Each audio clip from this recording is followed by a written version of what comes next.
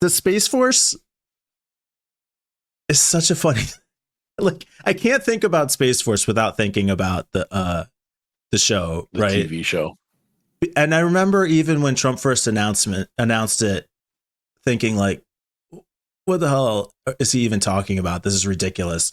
But they are proving themselves to be a completely legitimate branch of the U.S. Armed Forces. Mm-hmm.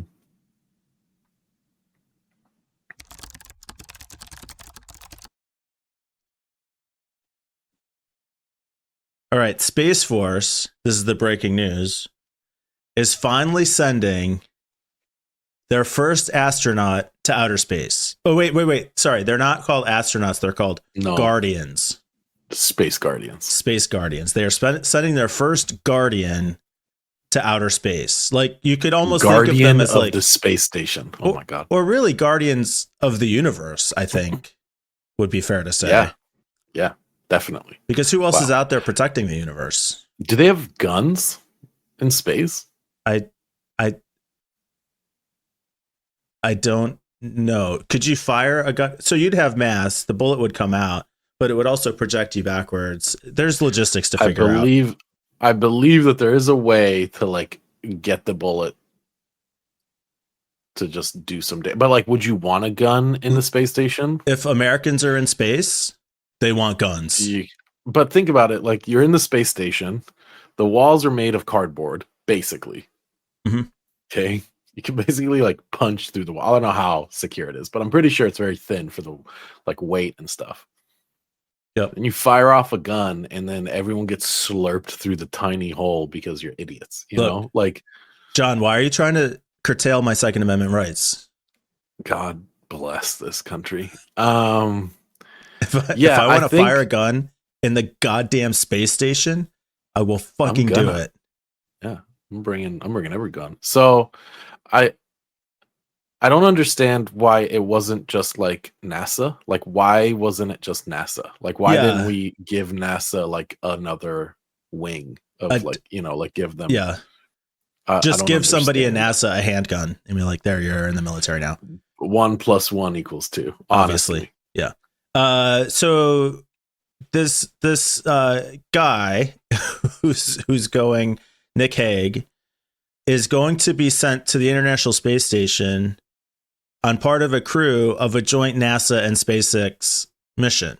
So it's not even like a Space Force vehicle that's taking him there, nor is it a Space Force facility to which he is going. He's basically just going to hitchhike on a ride, somebody else's ship to go like sleep on their couch. Yeah. So I'm not totally sure what the point is. And when he was asked about it, what's the purpose of the mission? His answer basically was, I don't know. We're going to do science. Oh, yeah. He said, let's perform some fucking science. The core of our mission on the space station is to perform science experiments and collect data. Thanks, Nick. Awesome. Said Space Force Colonel Nick Hague. Wow. Groundbreaking. I mean, I'm sure that he can't like talk about a lot of the stuff that they want to do just because of the shit he signed. Probably not important. Like, it's probably not that crazy of testing. It's just like he probably can't actually say what they're going to do. Okay. Which is fine. But what can he do that as an experiment that the scientists and astronauts already up there can't do? It's probably also, well, remember, this is a quadruple relationship between Europe, Russia, America, and Japan. Is that I don't remember if there's anyone else. The ISS, I mean, the International Space Station, right? Like it was. So Japan, I think it's also kind of like I guess Japan. I want to say it's Japan too. I would say this is kind of also like a flex. This is an American flex, right? Like, we have space soldiers and we're sending our guardians up to the space station. Like, don't fuck with us. US, Russia, Europe, Japan, and Canada. Yeah, Canada. That's right. Could you sound more dismissive? I mean, Canada. Who really? It's not even a real country. Damn. Just kidding. To our Canadian single viewer, singular. So it feels like it feels like it's kind of forced, but at the same time, this is a real problem. We are currently, without anyone even talking about it, we are in the second space race of humankind.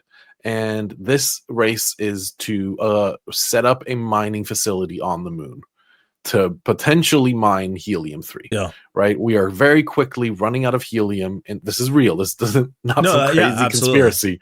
That's true. We are running out of helium, and helium is used in like countless applications, one of which is MRI machines, because it is the only thing that can keep them cool enough, if I'm remembering correctly.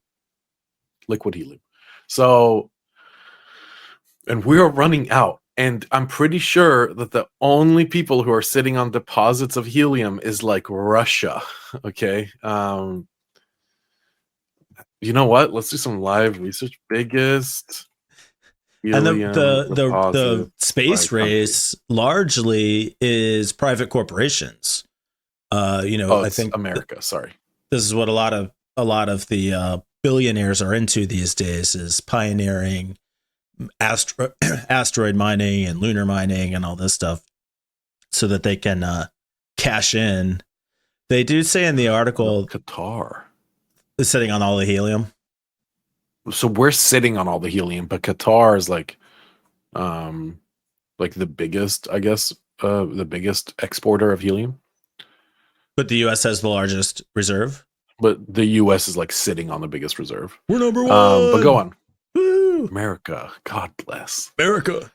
So they say in the article that this is the first Guardian going to space, but there previously was a guy, Colonel Mike Hopkins, who had transferred from the Air Force to the Space Force while already on board the International Space Station in 2020. So I guess he was the first in space, but not the first to go to space as a Guardian. That's and funny. Then there was also another case where somebody was going to go, but there was a problem on the... Oh, so he got sworn in on the space station. That's kind of cool. Or said he was going to... it says he announced he voluntarily transferred. Okay.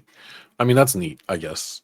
Also probably caused a little bit of drama in the space scene. But that's my guess, is that this is just America taking one step to eventually be able to secure the moon, or part of it. Like, how do you divide the moon? Is it whoever lands first, feet on the ground, and saying, this is all mine? Well, we do already have our flag there. We do already have our flag there, and so do the Russians. Theoretically, right? We landed on the moon. Right? The Russians do too, didn't they? Did the Russians land first? I don't remember. Russian a manned mission on the moon? I don't know. I thought the U.S. was the first manned mission to successfully land on the moon. I know they were had the first to reach outer space. Oh, no. Yes, that's what I'm mixing it up. So Yuri Gagarin became the first human in outer space, but Soviet cosmonauts never did a human landing on the moon. Yeah. So it's ours, is basically what I'm assuming from that article, is that we owned the moon. Should be the United Moon of America. And because there's only one, and it's united under our flag. God bless America.